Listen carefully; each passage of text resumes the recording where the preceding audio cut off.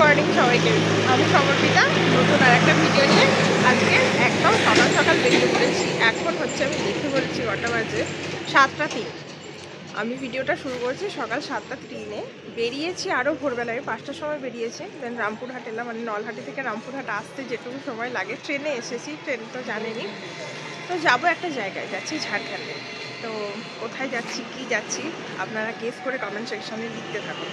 ততক্ষণ চলুন আমরা যাই, ভিডিওটা শুরু করছি।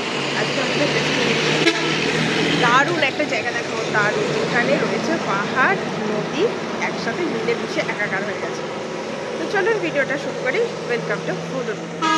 একটুখানি এখন খাওয়া দাওয়ার পর্ব চলছিল রামপুরহাটি দাদার দোকান। সকালবেলায় বেরিয়েছি, মানে অত সকালে তো আর খাওয়া যায় না, এমনি বেরিয়েছি, কিন্তু খিদে পেয়ে গেছে আর কি। তো এখন এখানে একটু খাওয়া দাওয়া করলাম, আর হাতে এখনও রয়েছে চপ, সেটাও চলছে খাওয়া। তো চলুন এবার ডেস্টিনেশনের উদ্দেশ্যে গাড়ি বাস ধরবো।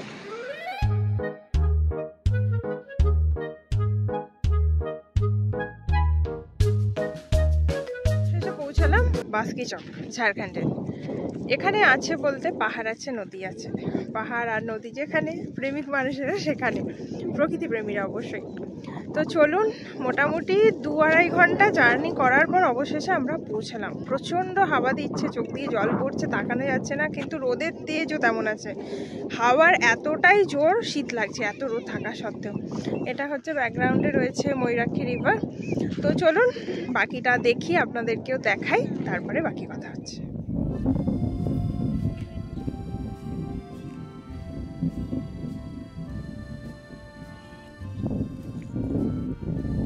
আর এইখানে যে নদীটা দেখছি, এটা ময়ূরাক্ষী রিভার। আমরা জানি ময়ূরাক্ষী রিভার কিন্তু ত্রিকুট পাহাড় থেকে উৎপন্ন হয়েছে, এর উৎসটা। আর আরেকটু গেলেই এখানে রয়েছে ত্রিকুট পাহাড়, ঝাড়খণ্ডে পড়ছে। আর ময়ূরাক্ষী রিভারের ওপরেই কিন্তু রয়েছে কানাডা ড্যাম বা মাসাঞ্জোর ড্যাম। মাসাঞ্জোর ড্যাম কিন্তু এখান থেকে মাত্র আপনার 15 কিলোমিটার, 10-15 কিলোমিটার। আর আপনার এই যে রিভারটা দেখছেন, যে জলটা রয়েছে না, এই রিভারটা কিন্তু মাসাঞ্জোর ড্যামের যে বাঁধ দিয়ে জলটাকে ধরে রাখা হয়, তারই খানিকটা পোর্শন রয়েছে এখানে। তো দারুণ লাগছে। নদীতে নামার সাহস আমার নেই, আমি নামতে চেষ্টা করব না, কিন্তু তাও একটু আধটু চেষ্টা করব, দুটো কথাই বললাম। তো চলুন, জলের ঢেউগুলো এত সুন্দর আসছে, এত সুন্দর দেখতে, ভালো লাগছে কি বলবো। আর জলের একটা শব্দ আছে না, যে কুলকুল কুলকুল কুলকুল শব্দ, সেই শব্দটা কিন্তু আসছে, জানেন, একদম স্বচ্ছ জল। আর দেখুন এখানে না বালিগুলো রয়েছে, কিন্তু বালিগুলো একদম নিচে রয়েছে, জল কিন্তু পরিষ্কার, জলে কিন্তু কিচ্ছু নেই, এত সুন্দর দেখতে লাগছে।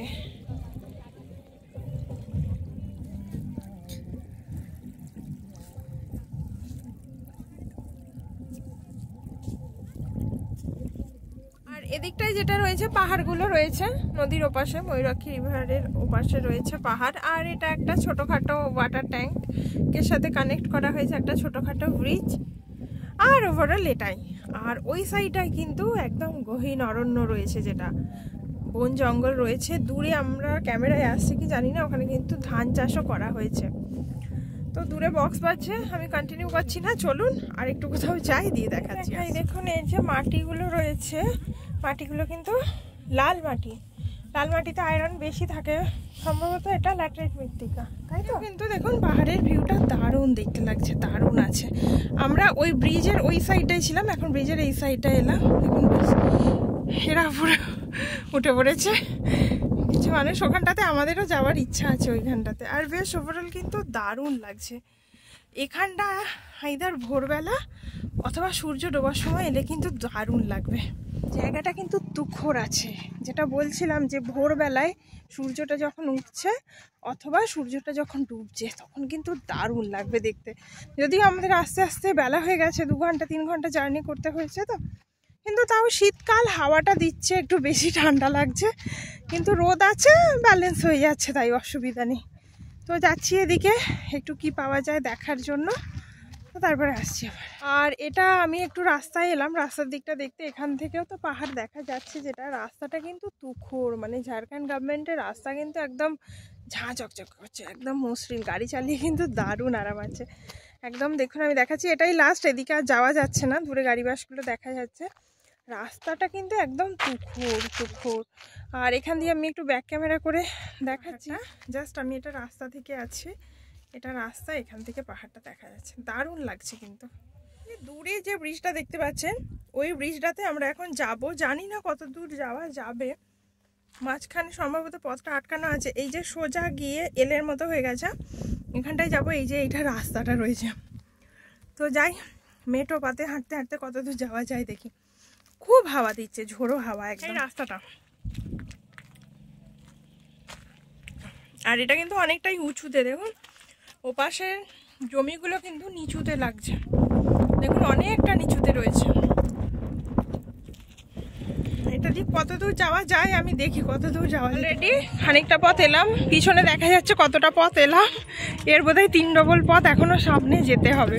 যতটা এসেছি তার বোধহয় 3 ডবল, আর পিছনে মাত্র এইটুকুনি এসেছি, শেষটা খানিকটা এসে এখন একটু দাঁড়িয়েছি, জিরোচ্ছি। আমার একটু পায়ের সমস্যা আছে, আপনারা হয়তো অনেকেই জানেন যে বেশিক্ষণ হাঁটতে পারি না। অলরেডি এখনো বহু পথ যেতে হবে, তো একটু দাঁড়ালাম, তারপরে আবার হাঁটা শুরু করব।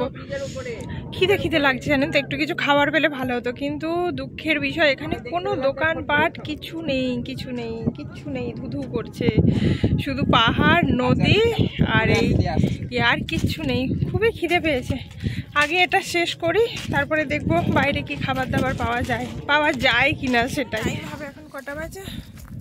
11:30 মতো বাজে। সূর্য কিন্তু পুরো মধ্য গগনে রয়েছে।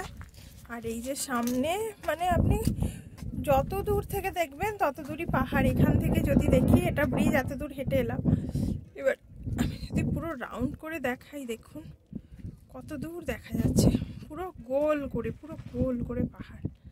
আর পাহাড় শেষ হলে এই দিকটাই রয়েছে একদম সবুজ বনানী। চলুন আবার হাঁটতে থাকি।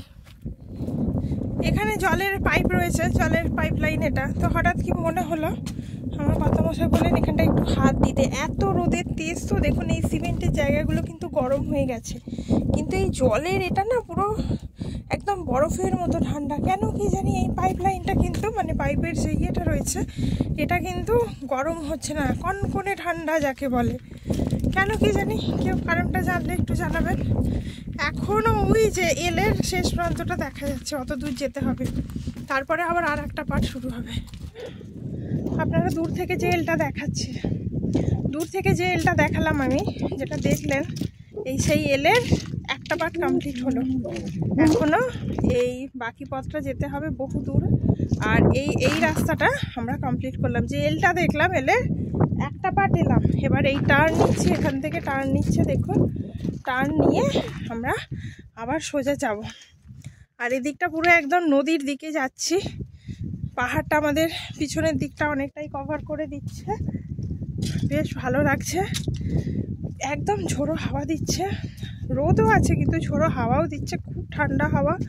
আর যেহেতু শীতকাল, ফলে একটু প্রিকশনস তো নিতেই হয়। মাফলারটা আমি জড়িয়ে নিয়েছি, একদিকে ঘেমে যাচ্ছি, অন্যদিকে কিন্তু হাওয়াও লাগছে। আমার কর্তামশাই তো মানে হাওয়া লেগে সর্দি হয়ে গেল, এতটাই ঠান্ডা হাওয়া, মানে ওর কাঁচা জল পড়ছে নাক দিয়ে।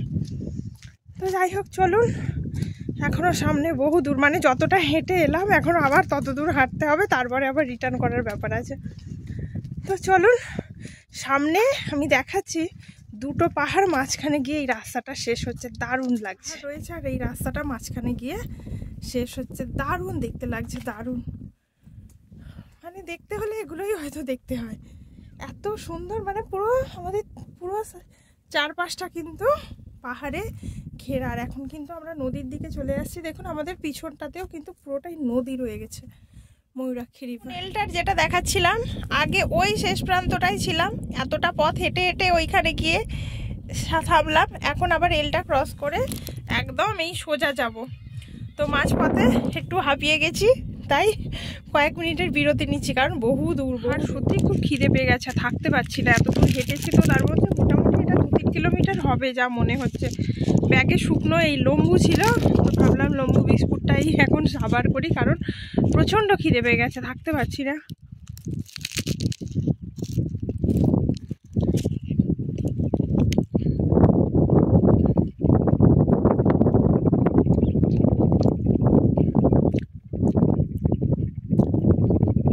ব্যাগে বিস্কিটটা আছে কিন্তু জল নেই এখন, মানে এই বিস্কিটের থেকেও জলটা বেশি দরকার ছিল, কিন্তু ওই শেষ প্রান্তে যেতে হবে, ওখানে জল বিক্রি হচ্ছে, জল কিনতে হবে, তারপরে বেলা দূর। আপাতত আমি এখন একটু বসে রেস্ট নিলাম, দেন আবার হাঁটতে লাগবো। চলুন যাই, বিস্কিটটা খেতে খেতেই হাঁটতে লাগে, কিছু ক্যালোরি তো নিতে হবে। এইটুকু হেঁটেই এই অবস্থা, পাহাড়ে গিয়ে কীভাবে ট্রেকিং করবো পর্বতে গিয়ে জানি না। তো চলুন যাই, পথ চলছি, এখন এতটা পথ আছে।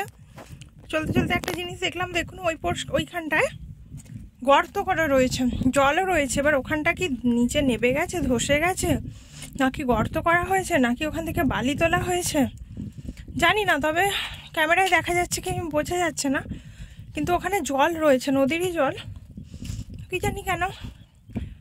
কিন্তু দেখুন আর দূরে দূরে গাড়ি রয়েছে, গাড়ি নিয়ে কিন্তু ওরা বহু দূর চলে গেছে। ওভারঅল এই একই জিনিস, কিন্তু দারুণ লাগছে, দারুণ লাগছে। প্রায় শেষ প্রান্তে চলে এসেছি, এত সুন্দর দেখতে লাগছে, এত সুন্দর দেখতে লাগছে, আমি ভাষায় প্রকাশ করতে পারবো না। আকাশের রং নীল, তাই জলের রঙও নীল, মানে দুর্ধর্ষ দেখতে লাগছে, দুর্ধর্ষ। বেশি কথা না বলে আমি দেখাই ব্যাক ক্যামেরা। কালারটা দেখুন কি দারুণ দেখতে লাগছে, কি দারুণ দেখতে লাগছে। পাহাড় নদী দেখুন কি দারুণ দেখতে লাগছে। ওই দেখুন আমরা ওই প্রান্তটা থেকে হাঁটতে শুরু করেছিলাম, ওই প্রান্তটা থেকে এতটা এসছি।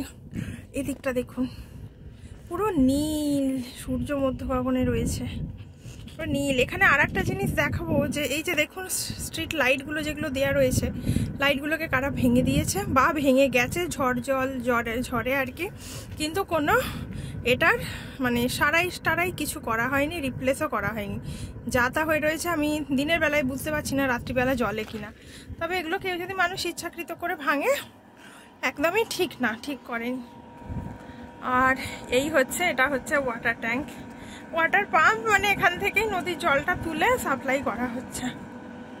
এদিকে আর মনে হয় না যাওয়া যাবে, নো এন্ট্রি মনে হচ্ছে, তাও চলুন যাই। আমরা কিন্তু এখন নদীর প্রায় বুকে চলে এসেছি। এই দেখুন নদীটা কিন্তু দেখুন অনেকটা, নদীর কিন্তু আমরা অনেকটা ভেতরে চলে এসেছি, তবে এখানটা বন্ধ। এই দেখুন এখানটা বন্ধ করে দেওয়া রয়েছে, যাওয়া যাবে না। আমার ভয়েস কতটা অডিয়েবল হচ্ছে জানি না, কারণ এখানে পাম্প চলছে, দেখতেই পাচ্ছেন এখানে কিন্তু পাম্প চলছে, জলও চলছে। এইটা দেখার জন্য এত দূর এলাম, এবার এখান থেকে আবার যত দূর এসেছি তত দূর যাবো।